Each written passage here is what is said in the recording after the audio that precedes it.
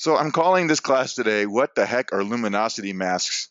Um, Primarily because this is exactly what went through my mind a couple of years ago when I started seeing people talking about them, in photo discussion groups and, even just on Facebook and photo groups and things like that. And I'm like, what the heck is this? I need to find out what these things are.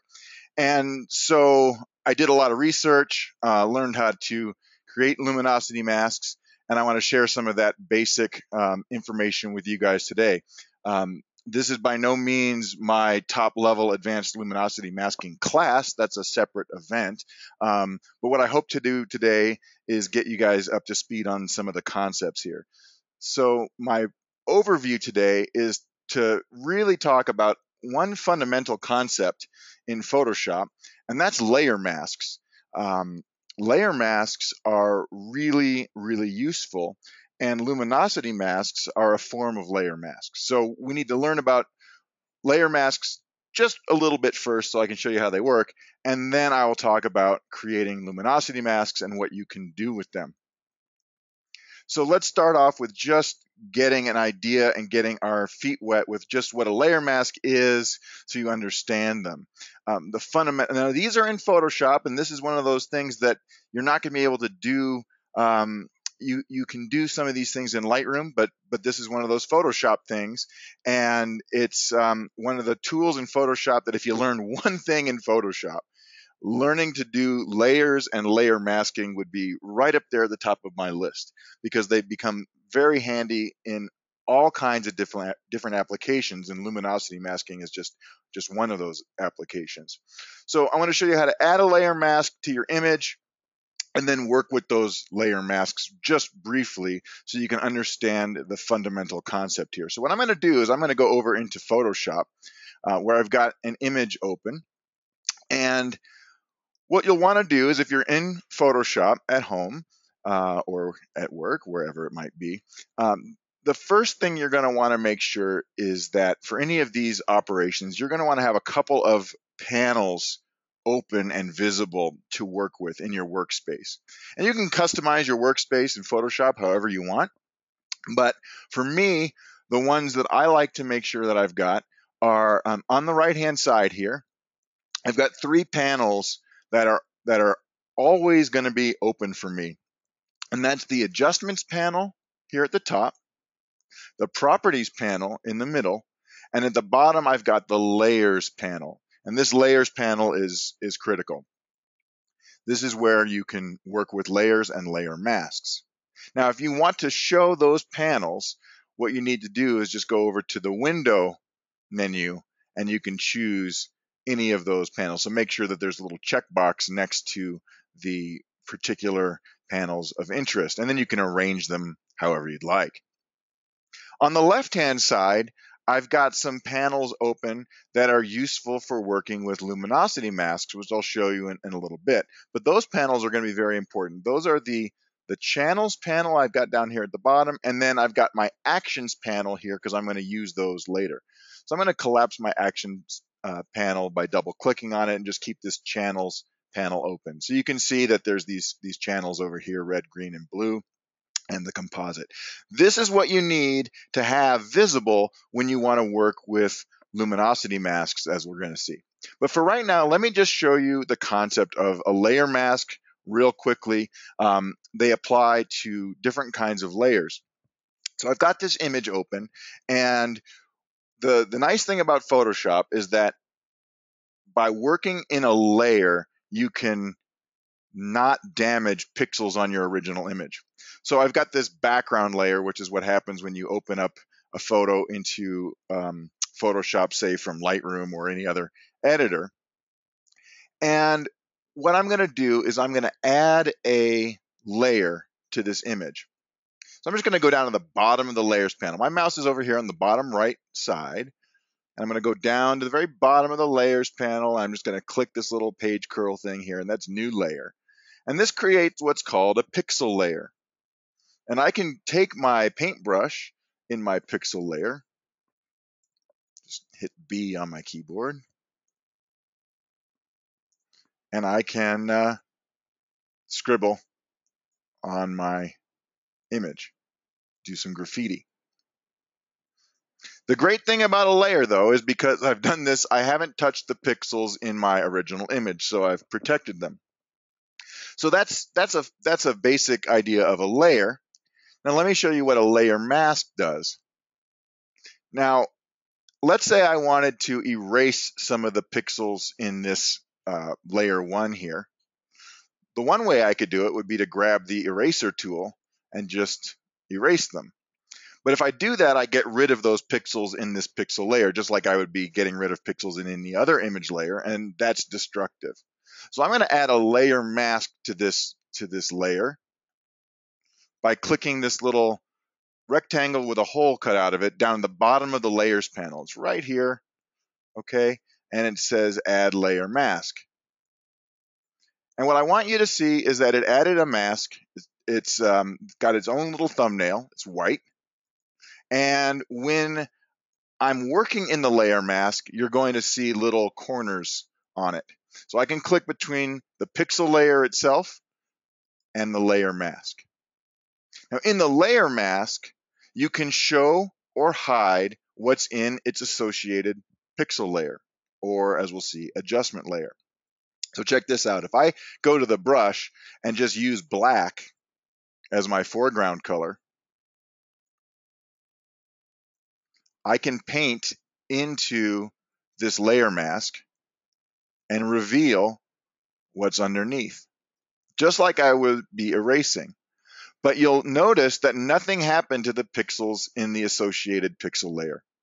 If I switch back the color to white, so I'm going to go over here to the left-hand side now. I'm all the way on the left side where the color palette is, and I'm going to click the arrows to switch to the white foreground color, and I paint back in.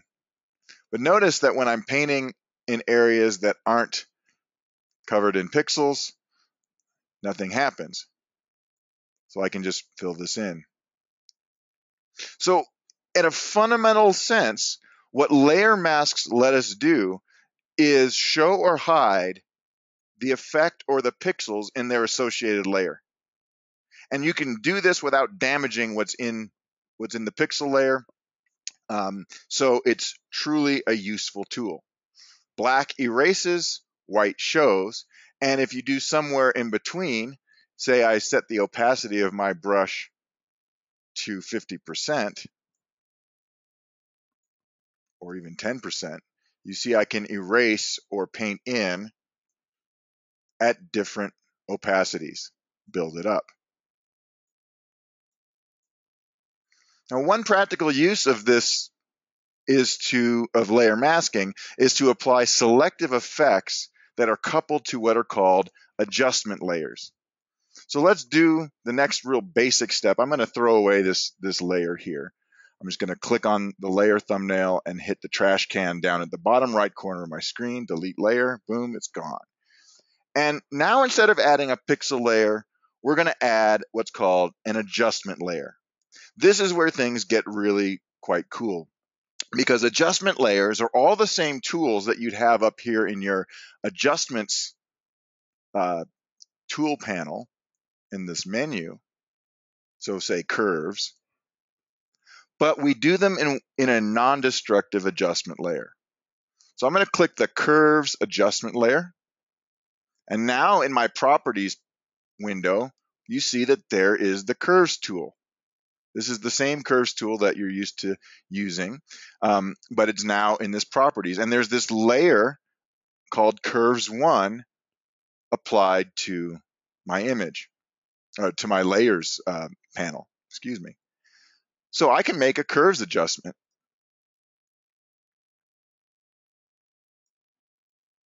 And as you know, this affects the entire image. So the next step would be to say, all right, I can localize this curves adjustment by simply using a layer mask on the adjustment layer. So let me show you how that works. I'm going to add a layer mask, but instead of adding the default white show everything layer mask, I'm going to flip it. I'm going to add a black layer mask to hide everything. And the way you do that is to hold down the Alt key or the Option key on your keyboard while clicking Add Layer Mask. And so now I added a black mask that hides everything. And I'll take my brush, B, set it to white, set the opacity at something other than 100%, and now I can just paint in that curves effect where I want it. So let's just say I wanted to lighten up this area. So this is pretty cool, but I still haven't talked about luminosity masks. So let me go one step further. Okay, let's just say that I wanted to adjust the sky here. That would be incredibly difficult. So let me just go and let me erase my, I'm going to delete this curves layer, or the mask, excuse me. And let's just say I want to paint it in just on that red sky. So I'm going to hit my black mask. So Alt, click the Add Layer Mask, and now I'm going to take my brush and just try to paint this in.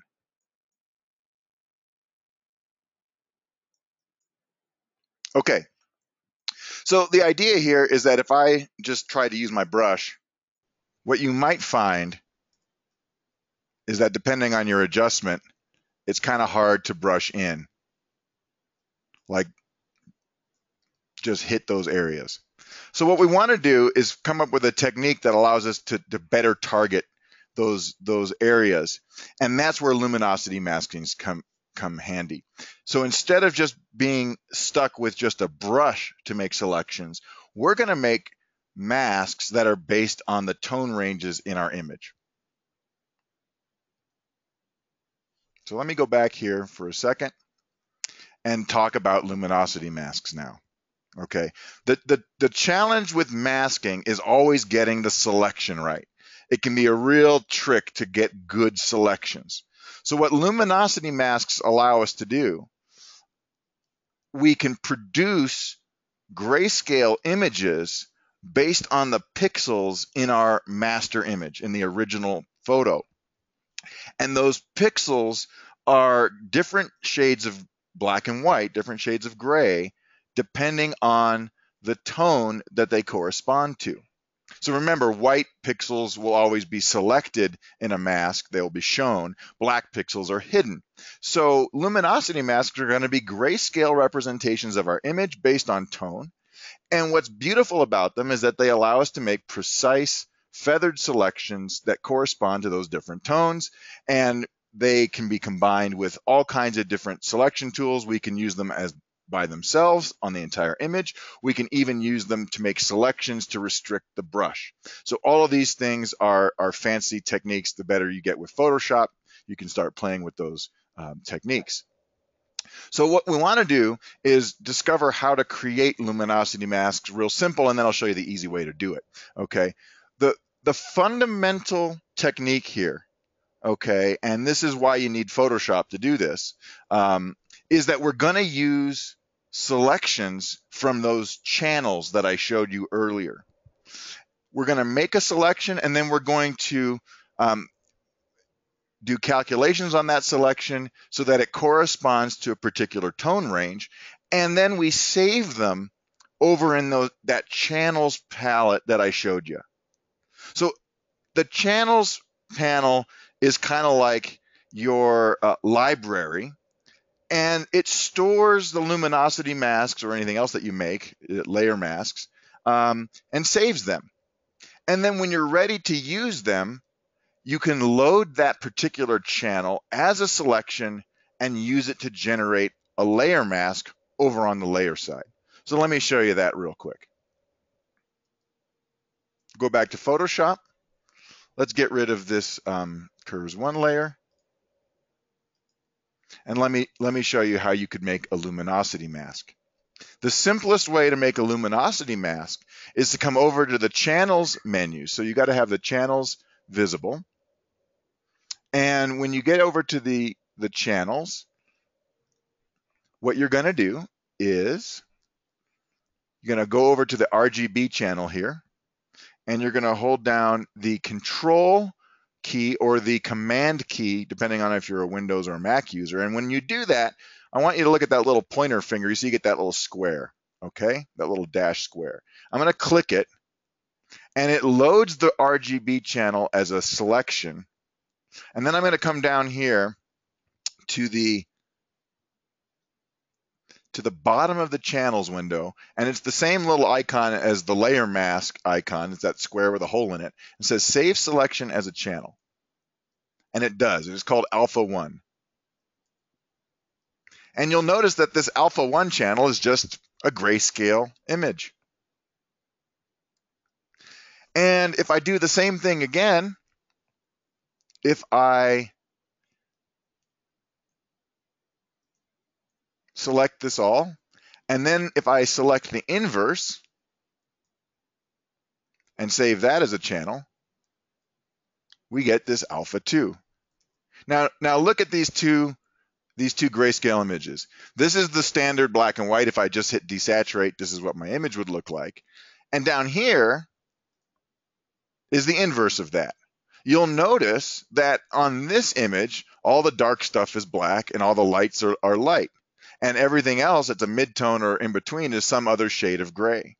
The inverse, all the darks are white and all the light tones are black. What does that mean? It means if you use one of these and load this as a layer mask, it's going to be matched perfectly to your image because it's identical pixels. But what is selected in this mask, this Alpha 1, are the light tones, and what's selected in this mask are the dark tones. And the concept of luminosity masks is to go ahead and make iterative selections of these different tone ranges. And the reality is that it can be a little bit complicated, but let me just show you how you would use this. Let's say that this Alpha 1 channel, which is really my light tones, I can apply that to a layer. So I'm going to do the same curves adjustment layer that I did before. And now I'm going to go over to my channels, Command, click.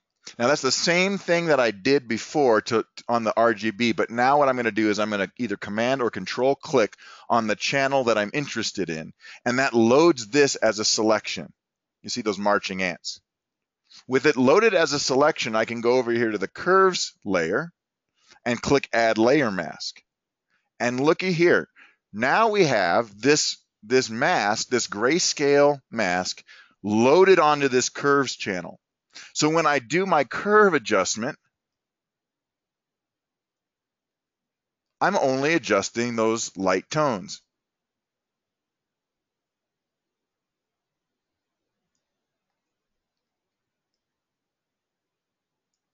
And I can do this with any adjustment layer tool that I want. The simplest being brightness, contrast. You can do it with curves, you can do it with color cast, you can do levels, whatever you want. So the next step then is to make a whole series of luminosity masks. So let me go and talk about, before we do that, let me just talk about when you would want to use luminosity masks on your image. Okay, you're going to use luminosity masks. These are, most of the time, are going to be fairly subtle adjustments. They're very powerful, but they're subtle adjustments. We're going to use them when you want to target some kind of color or contrast or brightness, darkness adjustment to a particular tone range. Anytime you've got a lot of complex midtone detail, those are a good time to use luminosity masks. You can really bring those tones apart and get contrast in those midtones. You can also work on images where you want to just pop a very subtle color adjustment to a sky. Or you want to saturate just highlights or protect highlights and just saturate, say, midtones or shadows. Over in Lightroom, you can do things with the brush, you can adjust saturation, but you can't just saturate highlights. You can't protect highlights and just saturate, say, the shadows. You can do curves, you can do all these tools, but you cannot target those color adjustments to tone ranges. And the brush can get really tricky to use. So luminosity masks make this much simpler in terms of how you can target those adjustments. I also like to use luminosity masks when I'm blending in HDR tone mapping, textures, strong structure, or even sharpening effects. It softens them and makes them appear more natural. So I showed you that you could make luminosity masks by hand, but the reality is that nobody does that. Unless you're just into punishment. The easy way to do luminosity masks is to use actions, okay? Because creating, in some cases, 20, 25 different masks that each correspond to different tones can be a real challenge if you had to do it from scratch every single time and nobody can remember it. So we're going to use actions, and I've got some actions available. I have 3 actions to generate luminosity masks that are in my ebook, and that's available on my website. So you can download, you can install those actions. There's instructions on how to do it, and I'll show you how to actually use them here in just a moment. But these are going to create 3 series of luminosity masks, okay? Something called the standard series, something called zone masks, and something called expanded midtones. So let's go in and do that. Go back to Photoshop.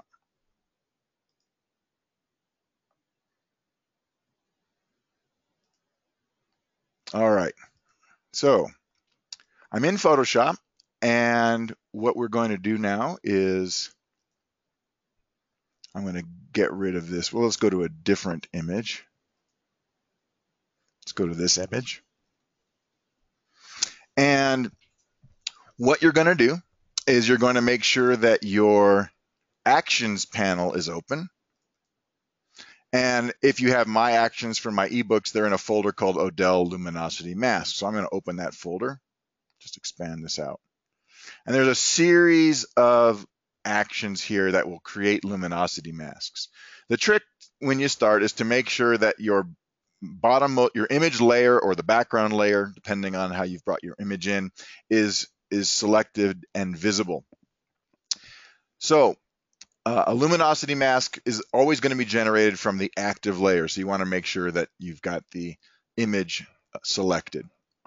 And I'm just going to go over to where it says generate luminosity masks, highlight it by clicking it, and then just press play.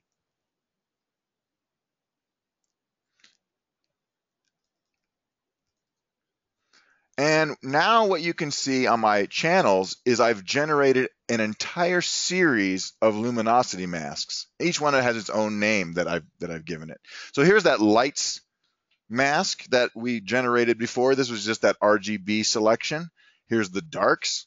But then we have a whole bunch of other ones. We have a whole series of lights, lights 1, highlights 1, highlights 2, whites. And you'll notice that each of these masks, or each of these channel selections, these grayscale images, they get progressively darker. So they're only pulling out the brighter tones. So this highlights 1 is brighter than lights 1. This highlights 2 is even brighter, and the whites are the brightest tones in this particular image. Same with the darks. We go the darks, and then the darks 1, shadows 1, shadows 2, and then finally down here in blacks.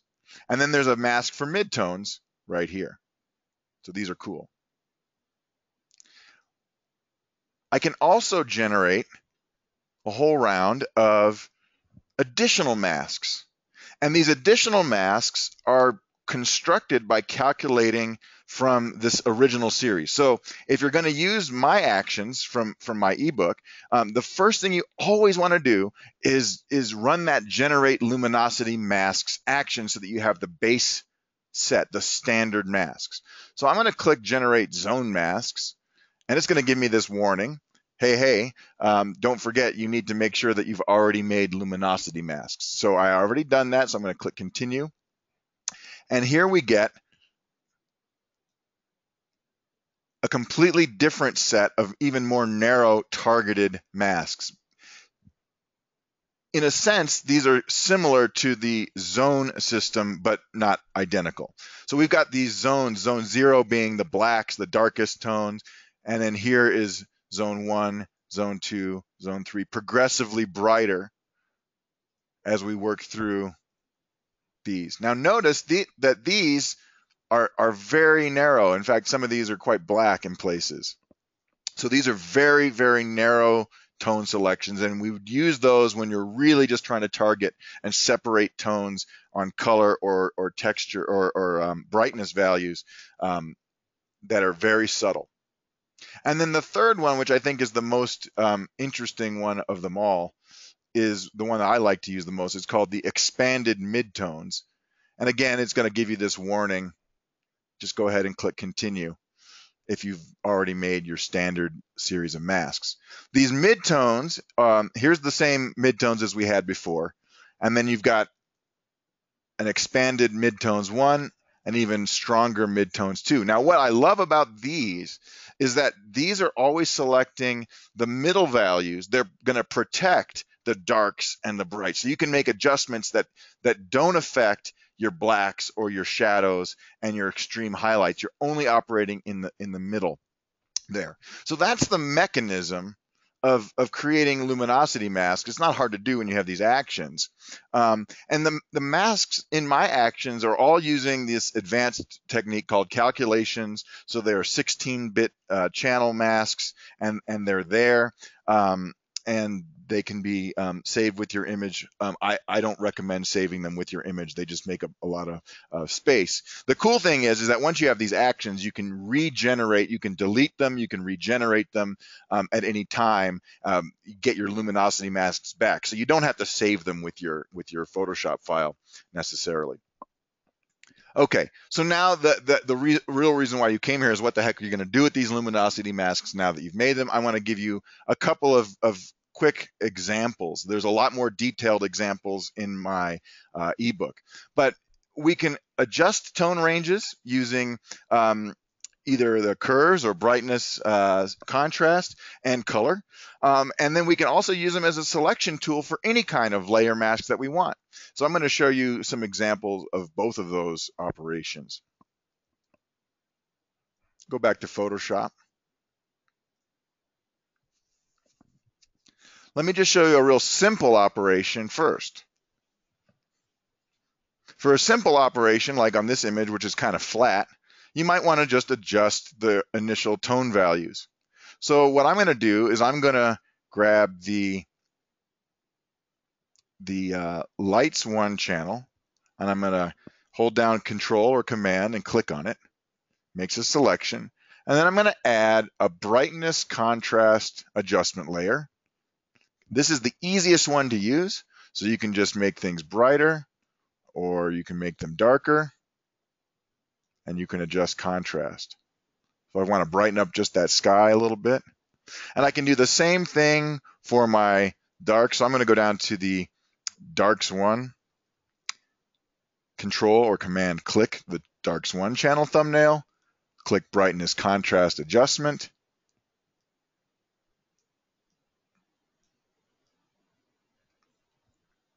And you can make those kinds of adjustments.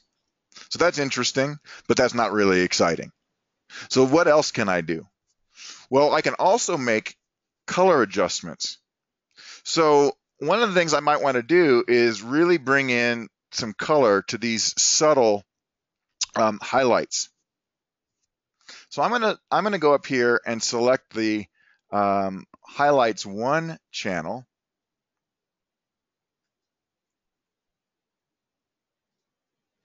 And I'm going to add a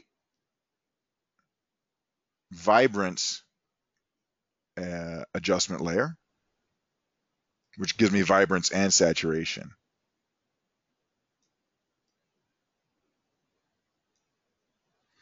Now, it doesn't look like I did much here, okay? But the reality is that I was making a very strong adjustment that's been targeted to this particular mask. So let's show you what happens if I were to not have used the mask. Oops, excuse me. I'm going to hide the mask. If you hold Shift and click the thumbnail, Okay, so there's my thermonuclear sky if I was just using saturation. But by using the mask, I am targeting that adjustment to just those highlight values, so that sky. So that's one example for where you might want to use it. You might want to use it to tone down something that got oversaturated in the bright tones in your master. So you can go both ways with that. Another really easy adjustment to do is to work with the midtones mask and do a midtones contrast adjustment using either the curves or the contrast, brightness contrast. So I'm going to go down to my midtones mask and I'm going to control click on it. Now, when you click on some of these masks that are mostly gray, you get this little warning from Photoshop. Don't worry about it. What it's really telling you is that you have a selection, but you don't see any marching ants running around on your image. So I'm going to click OK, and I'm going to hit curves.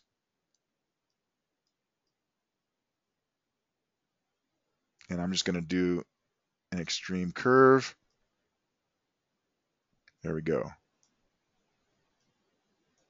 And once again, notice that if I had not used this mask, I would have gotten something like this. So we'd have a tool like curves, which is kind of a real beast to use because it's so strong. A small curve adjustment usually ends up being way too strong. It can really easily get out of hand. But here, I'm able to target that adjustment to just the midtones. Or again, I could select any of them that I wanted to.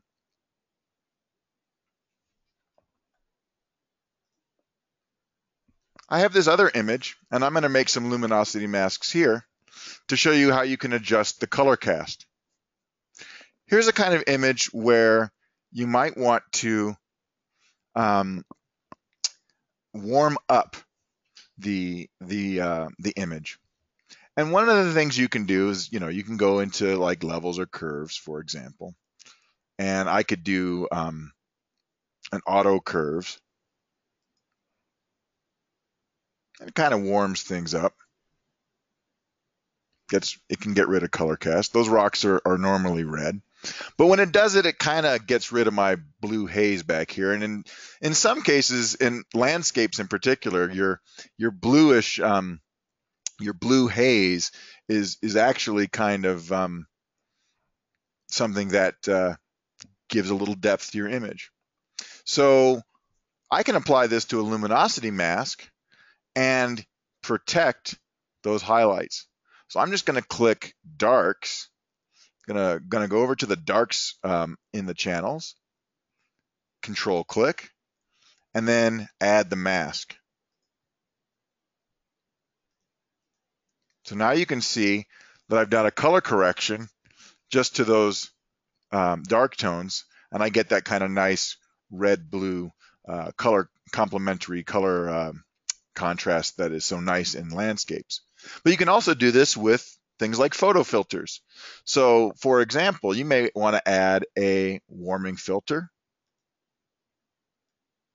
We'll do a nice little 81 warming filter. And I'm going to only add that to the darker parts. So I'm going to go down to here and choose darks 1 and control click, come back over to my adjustment layer, click the add mask button. And you can see now that I'm just warming this up. These adjustments themselves do not look massively different. They're pretty subtle, but that's what's good about them.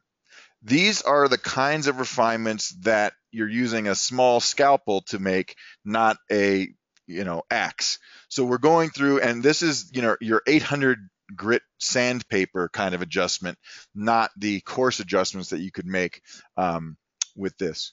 Because trying to do this with, say, a white balance adjustment in Lightroom, I would be making a global adjustment that'd be really hard.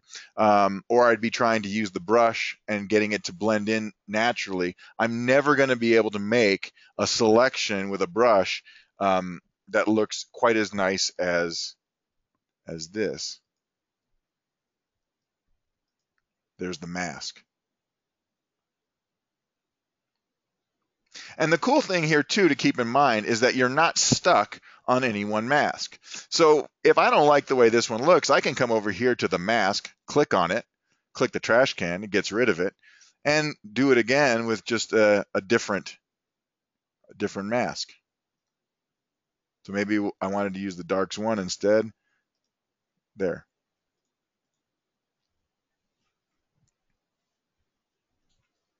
Okay, last couple things I want to show. One of the things I like to do is use the masks to restrict things like HDR, tone mapping, or sharpening effects. So I'm going to generate the expanded midtones on this image. Okay. And what I'm going to do is I want to do a high pass sharpening. So in order for me to do a high pass sharpening, I need to have a rasterized layer. So what I'm going to do is I'm going to go ahead and I'm going to make a stamped layer composite of all three of these layers. So I have a pixel layer to work with for my high pass. Now that's a complicated set of keyboard shortcuts, but it's there.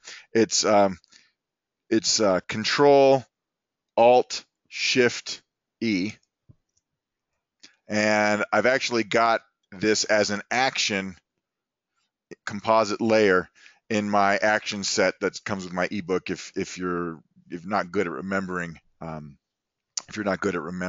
keyboard shortcuts, but that keyboard shortcut again is Control Alt Shift E, the one that everybody can remember. And it's made this layer, and now I can do a high pass filter. So I'm just going to do a nice 1 pixel high pass or 0.8 pixel radius high pass filter. Here it is. It's in overlay mode. And now I'm going to apply one of my midtones. I'm going to use this midtones 1. Control click, add the mask.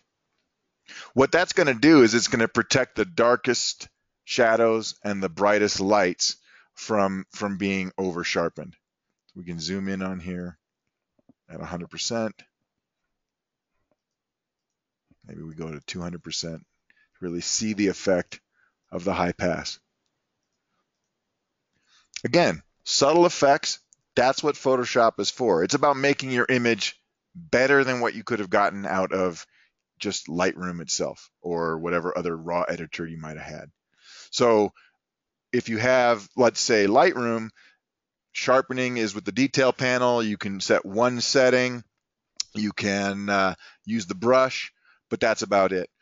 In Photoshop, I can do sharpening on a separate layer, apply either a brush with a mask or use a luminosity mask to target the areas that I want to be sharpened the most. The last thing I want to show you before we end is just this idea of what do you do if you want to target different tones, but you don't want to do it globally.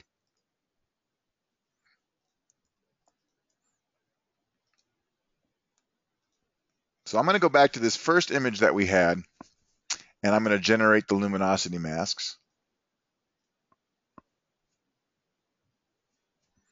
And let's just say I want to target the bright tones, but only the bright tones in the sky.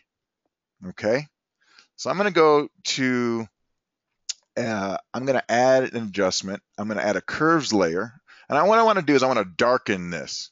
Okay, you can see how that might be a real pain to kind of brush in if I'm trying to darken it.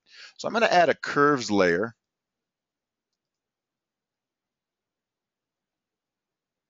And my curves layer is going to be, I'm going to leave it alone for right now. And I'm going to do a little trick. I'm going to put this into multiply blending mode. Whoa, that darkens everything.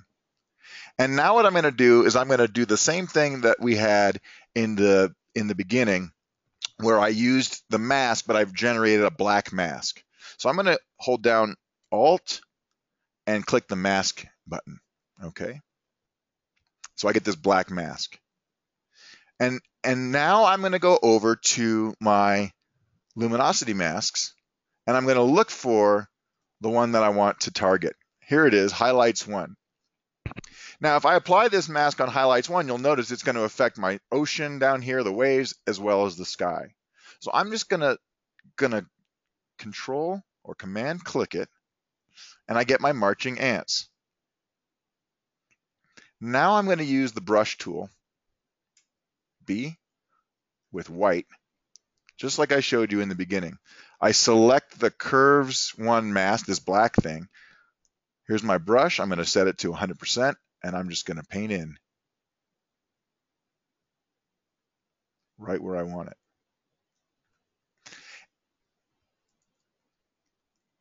And when I'm done, I hit Control D to deselect, so I'm not in my selection anymore. And let's take a look at this mask. So I'm going to hold down Alt and click the mask, and you can see that I was able to use my brush and just pull out that portion of the luminosity mask that was interesting to me. And if I don't like it, I can always just go in and redo it or erase it or use that. So the 2 different ways you can use luminosity masks are as they are, just by selecting them and applying them to your layer so you get this entire image, or by adding a mask, a black mask to your layer first, and then selecting the luminosity mask and using it to restrict your brush while you paint into the layer mask. And with a little bit of practice, you'll get pretty good at it. Okay? So, now let's take a look at how this ended up. So, you see how I just toned down that sky a little bit when I toggle this on or off. So it's really useful for those times where you just need to burn in something and just target that bright pixels or dark pixels or whatever, whatever tone you want.